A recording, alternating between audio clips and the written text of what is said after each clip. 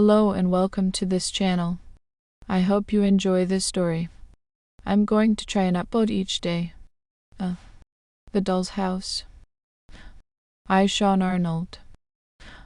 The Doll's House had been in the family for generations. It was a beautiful thing, made of dark wood and glass, with tiny rooms and furnishings that were works of art. It had been passed down from mother to daughter, and each girl had added her own touch to it. My grandmother had told me stories about the Doll's House when I was a child. She said that it was haunted by the spirit of a young girl who had died in the house many years ago.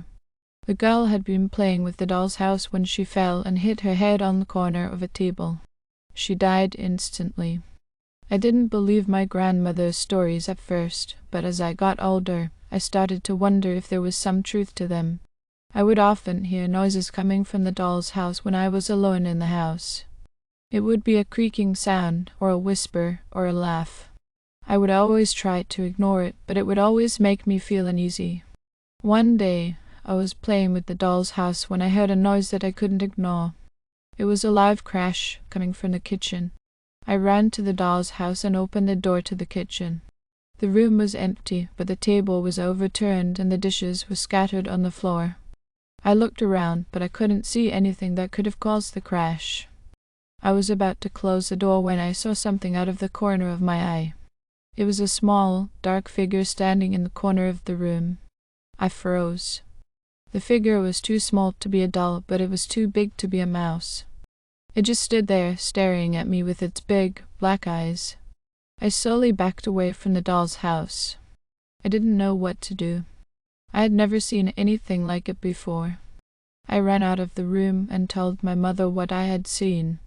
She didn't believe me at first, but then she went to the Doll's House and saw the overturned table and the scattered dishes. She didn't see the figure, but she knew that something was wrong. She told me to stay away from the Doll's House, and she never let me play with it again. I never saw the figure again, but I never forgot it either. I still wonder what it was and why it was in the Doll's House. Years later, I was cleaning out my parents' attic when I found the Doll's House. It was covered in dust, but it was still in good condition. I decided to take it home with me, and I set it up in my own apartment. I was excited to play with the Doll's House again, but I was also a little bit nervous. I remembered the figure that I had seen, and I wondered if it would come back. I started to play with the Doll's House, and I soon forgot about my worries. I was having so much fun that I didn't even notice the noises that were starting to come from inside. The noises were soft at first, but they slowly got louder.